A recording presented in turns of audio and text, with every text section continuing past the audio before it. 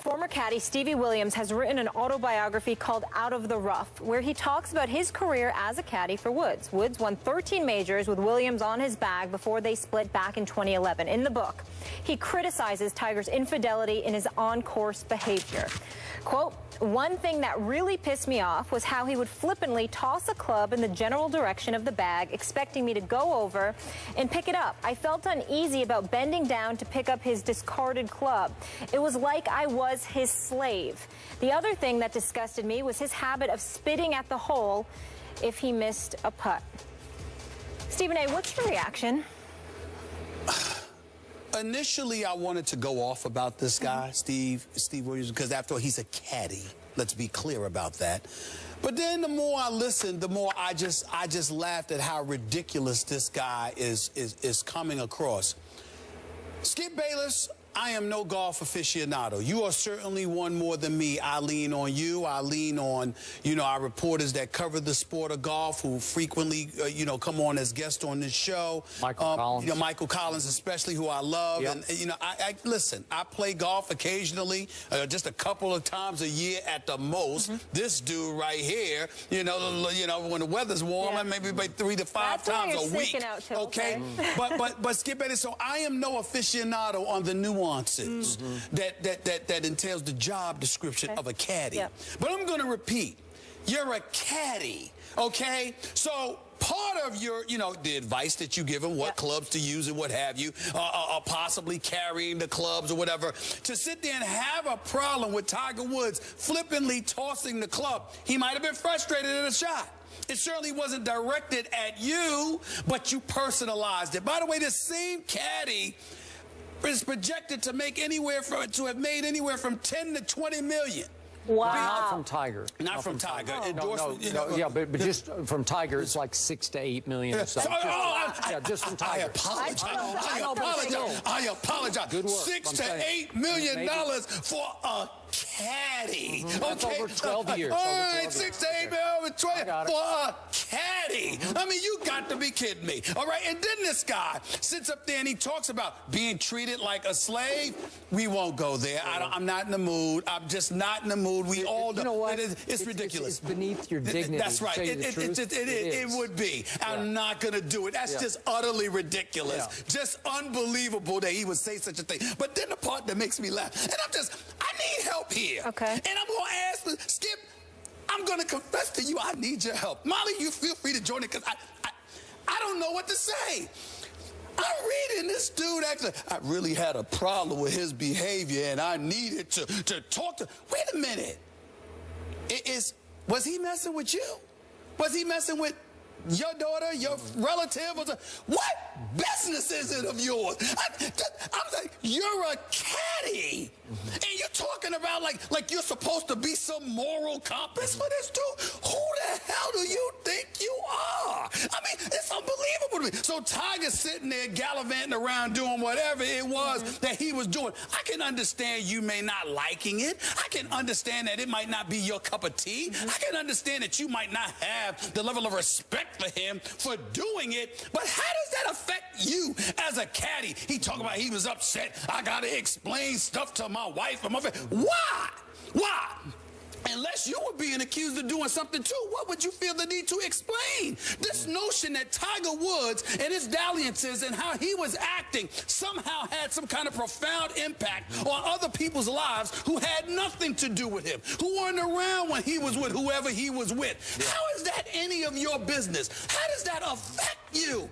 And then to sit up there and to act like, oh my God, my life was so impacted by this stuff. And then to wait years later and write a book. Listen, this guy is just ridiculous to me. I understand Tiger won 13 majors with them. I understand the guy has accomplished a lot as a caddy. But you're a caddy for a reason. Fall the hell back. This is some of the most nonsensical stuff that I've ever read. It was unbelievable to me. It really, really was. Okay, just in fairness, you realize that that a lot of the great players have very close relationships with their caddies, and their caddies are crucial to them in their on-course, almost their psychological management, that the caddy can say or do just the right thing at the right time. It's not that he's giving you exactly the right club. He's convincing you this is the right club, and you are going to hit this close. So I get that you would value. In Tiger's case, I thought Stevie Williams aided him most as a bodyguard because he was so famous, and Stevie Williams was a bad you-know-what. He would jump in the photographers' faces. He was a big, stout New Zealander, and he'd get in anybody's face, media's face, anybody. It's like that was about half of his job, was to protect Tiger Woods on the golf course, okay? And I thought he did a pretty good job of that because, as you see here, he's got a streak aside to him that's not very likable, and it worked for Tiger Woods. Now, on the slave comment, obviously, when you're being paid $6 to $8 million by the man you're working for, I don't know if that qualifies quite as slavery. It's just such an insult. But remember, ignorant. Okay, look, this guy, he grew up in New Zealand. He went back and he now lives in New Zealand. So his sensitivity level to what happened in this country involving slavery is probably pretty non-existent. I'm not giving him a pass. I just think he has no idea what he's talking about. That's fair. Okay? That's fair. Now, he did have that one line about Tiger that really set me off, and I can't remember if we talked about it on the show, but after he was fired by Tiger, wound up with Adam Scott, another very good player, and Adam Scott broke through and won at Bridgestone, a pretty big tournament at Bridgestone. Stevie Williams was stopped by the media after they had just won the tournament, and Stevie said that it was my aim to shove it up, right up that black, and I'll just say the word backside, okay? So he wanted to shove it up Tiger's black you-know-what, okay? And a lot of people found that to be very racist. I certainly did. Tiger defended him shortly after that and said he certainly does not believe that Stevie Williams is racist. But that came off as racist to me. So is there some seeds here for us to say that there's some racism operating here? Sure there is. Is it insensitive? I don't know. But to your point, I completely agree with your bottom line, which is Stevie Williams goes on and on about how he was shamed by Tiger's infidelity, that he took it personally because people looked down on him over why didn't you intervene and stop Tiger from having all those affairs. He had no idea. He said, I don't know. And people, you know, he turned my life upside down because people blamed me for what happened. That's absurd. It's absurd. Nobody cares. Nobody cares, Stevie. Listen. And I don't know. Listen, I was in Australia for the Olympics. I've been interviewed on radio shows in New Zealand. You know, they watch me. You have? Many times. Wow. Many times. Oh, you're a worldwide. They've called me on certain. We are. They've called me several times about this show as well. So trust me. I'm dead serious. And let me tell you something right now. I'm not. I under no circumstances. I have no knowledge about the folks whatsoever. But I'm just going to be a man here and tell you this. And I'll tell you this, Miss Molly. Let's be clear. When a dude ends up acting like Tiger, another dude don't feel responsible for that. No. That's your business. That's his business. Now, I mean, you might sit there and say to him, if he's a friend or a family member or whatever, look, man, come here. Or if you're his parent, you might be like, I didn't raise you that way, or something like that. You know, if you're a pastor, you might talk to somebody because you're a member of that pastor's congregation. Look, you gotta follow God's laws, etc., etc.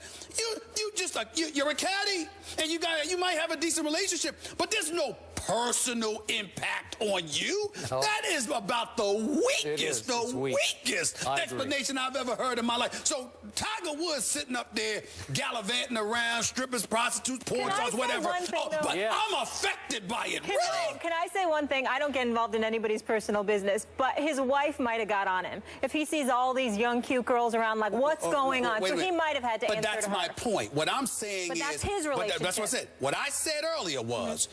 Unless the wife was asking you about you. Okay, fair enough. I'm just saying, don't tell me. Now that's different. Because I understand, even if it ain't a wife, even if it's a girlfriend, if she's asking, you know, he got a lot of women around. You trying to tell me you ain't had, you not doing any of this stuff? Okay, a woman might ask you that question. He didn't associate with Tiger after hours at all. They loved each other at the golf course. But what I'm trying to say is, I am told that there's a lot of women that show up on the golf course, too. So I'm just saying, but my point is, if you're getting asked those questions, charges because of the environment, that's about the only legitimate argument you have. But to sit up there and act like Tiger acting up has somehow impacted you, I mean, you're just pathetic. I think you're $16 million and chill. That is a fall back, so please. He is now writing a book because of one reason and one reason Tiger. only. He worked for Tiger Woods. That's right. Oh. That's right. Money. That's right. Money, money, money. And frankly, I wouldn't mind it if nobody buys this. That's just me. I know I ain't. You're not endorsing it. No, I'm not.